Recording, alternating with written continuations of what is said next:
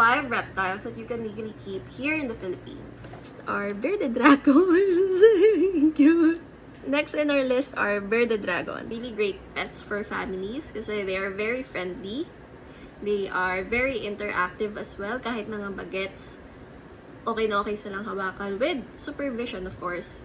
You will find na napakalaki ng range ng personalities nila. Nagdi-differ talaga siya per bearded dragon. Price range ng bearded dragons, I think you can get one for 10k, 15k, as high as 45, 6 digits.